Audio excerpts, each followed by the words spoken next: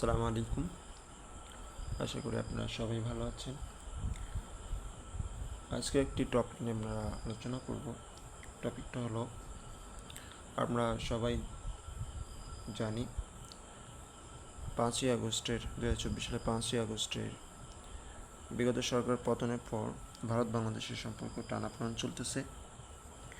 তো ভারত বাংলাদেশের সম্পর্কে টানাপোড়েনের মধ্যেই ভারত সরকার 8ই এপ্রিল বাংলাদেশকে দেওয়া ট্রান্সশিপমেন্ট সুবিধা বাতিল করে। তারপর থেকেই ভারত এবং বাংলাদেশের মধ্যকার সম্পর্কে ট্রানজিট, ট্রান্সশিপমেন্ট বা করিডর নিয়ে ব্যাপক আলোচনা হচ্ছে। আমরা সাধারণত জানি যে ট্রানজিট, ট্রান্সশিপমেন্ট বা করিডর ব্যবহার করা হয় আন্তর্জাতিক বাণিজ্যে প্রসার ঘটানোর জন্য। এই ট্রান্সশিপমেন্ট, ট্রানজিট বা করিডর সুবিধা দেওয়া হয়। বিশেষ করে ইউরোপের রাষ্ট্রগুলোতে আমরা দেখেছি যে ট্রানজিট সুবিধা খুব ব্যবহৃত হয় এবং ট্রানজিট সুবিধা দিয়ে তারা প্রচুর একটা দেশ আর একটা দেশের সাথে বিজনেস করে। তো আমরা অনেকেই এই ট্রানজিট বা ট্রান্সশিপমেন্ট ব্যাপারে ক্লিয়ার না।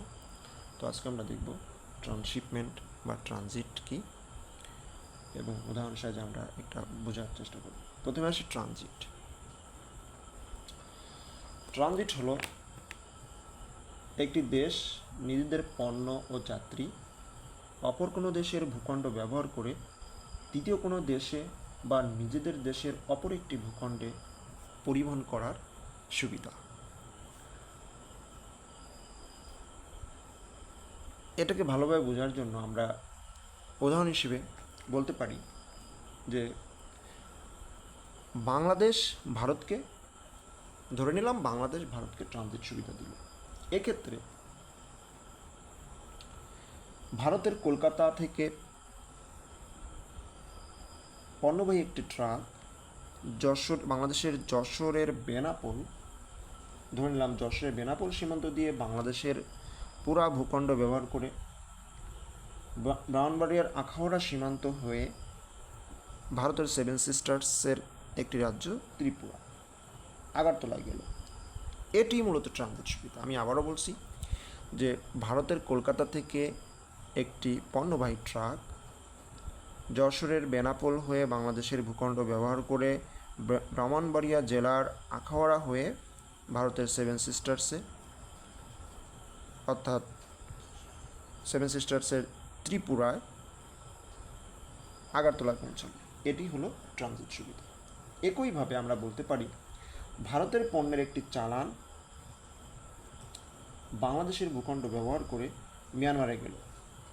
ভারতের পণ্যের একটি চালান বাংলাদেশের পুরো ভূখণ্ড ব্যবহার করে আমরা এই মিয়ানমারে গেল।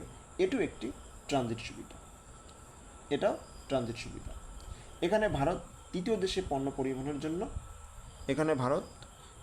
পণ্য পরিবহনের জন্য ট্রানজিট সুবিধা নিয়েছে। এই ট্রানজিট সুবিধা শুধু স্থল পথেই যে হয় ব্যাপারটা তা না। এই ট্রানজিট সুবিধা আপনার নৌপথ বা আকাশপথেও হয়ে থাকে। অর্থাৎ ট্রানজিট সুবিধা স্থল, নৌ, আকাশপথ বহুমাত্রিক ট্রানজিট সুবিধা হতে পারে। যেমন দুই দেশের মধ্যে বিদ্যমান নৌ প্রোটোকলের আওতায় ভারত এবং বাংলাদেশের মধ্যকার নৌ প্রোটোকলের আওতায় বাংলাদেশের নৌ এবং স্থলপথ ব্যবহার করে ভারতের পণ্যের চালান ত্রিপুরার আগরতলায় যায়। এখানে ভারতের কলকাতা বন্দর থেকে বঙ্গোপসাগর হয়ে মেঘনা নদী হয়ে ব্রাহ্মণবাড়িয়ার আশুগঞ্জ পর্যন্ত নৌপথে আসে। পরে আশুগঞ্জ থেকে সড়ক পথে ব্রাহ্মণবাড়িয়ার আখাউড়া থেকে ত্রিপুরার আগরতলা যায়।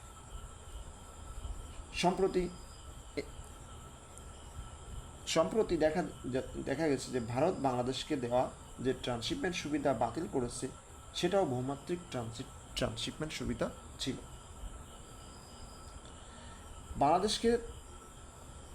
বাংলাদেশ থেকে পণ্যের চালান স্থলপথে ভারতের সীমান্তে প্রবেশ করে, আবার দেখা যাচ্ছে যে বাংলাদেশের থেকে পণ্যের চালান স্থলপথে ভারতের সীমান্ত প্রবেশ করে কলকাতা ও দিল্লির বিমানবন্দর পর্যন্ত যেত, তারপর আকাশপথে পণ্যের চালান তৃতীয় কোনো দেশ অর্থাৎ নেপাল বা ভুটানে যেত।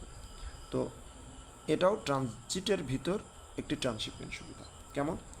কারণ বাংলাদেশ থেকে পণ্যের চালান প্রথমে ভারতের কলকাতা বিমানবন্দর এবং দিল্লি বিমানবন্দরে যেত, এরপরে কলকাতা এবং দিল্লির বিমানবন্দর থেকে তৃতীয় দেশ, আমরা তৃতীয় দেশ যেমন বাংলাদেশ থেকে প্রচুর পরিমাণ পোশাক বা অন্যান্য দ্রব্যাদি নেপাল এবং ভুটানে রপ্তানি হয়। তো সেক্ষেত্রে বাংলাদেশ থেকে পণ্যবাহী ট্রাকটি প্রথমে ভারতের কলকাতা বিমানবন্দর এবং দিল্লি বিমানবন্দরে পৌঁছে তারপর এখান থেকে বিমানযোগে নেপাল এবং ভুটানে পৌঁছে। এটা ভারত বাংলাদেশকে দেয়া ট্রান্সশিপমেন্ট সুবিধা ছিল। তো এই সুবিধাটা 8 এপ্রিল ভারত এই সুবিধাটা বাংলাদেশের জন্য বাদ দিয়েছে। তবে বন্দর ব্যবহার করে ভারতের কলকাতা বন্দর এবং দিল্লি মুম্বাই বন্দর ব্যবহার করে আমরা নেপাল এবং ভুটানে পণ্য পরিবহন করতে পারব, সেক্ষেত্রে খরচ বাড়বে। তো এটা গেল ট্রানজিট সুবিধা। এরপরে আসি ট্রান্সশিপমেন্ট। ট্রান্সশিপমেন্টও এক ধরনের ট্রানজিট সুবিধা। এটি ট্রানজিট ব্যবস্থার মধ্যে থেকেই বাড়তি এক ধরনের সুবিধা।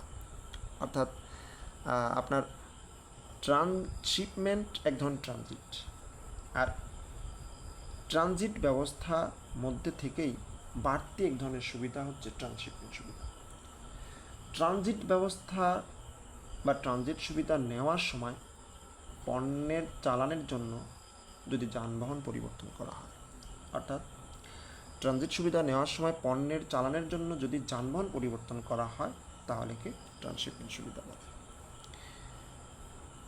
আমরা উদাহরণ হিসেবে বলতে পারি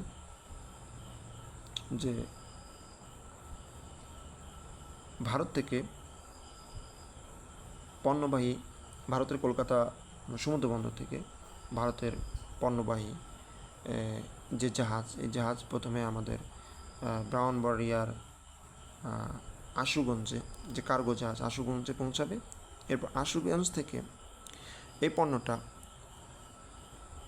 কার্গো জাহাজ থেকে ট্রাকে তোলা হবে, পরে ট্রাকের মাধ্যম দিয়ে ব্রাউনবাড়ার আখাউড়ার ভিতর দিয়ে সেভেন সিস্টার্সের ত্রিপুরার আগরতলায় পৌঁছাবে।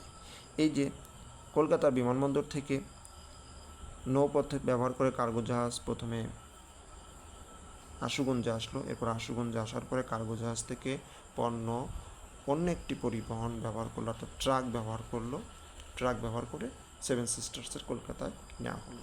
এটাই হচ্ছে ট্রান্সশিপমেন্ট। অর্থাৎ ট্রানজিট সুবিধার আওতায় ট্রান্সশিপমেন্ট হয়ে থাকে যখন পণ্য পরিবহনের জন্য পরিবর্তন করা হয়, সেটাই হচ্ছে ট্রান্সশিপমেন্ট। বা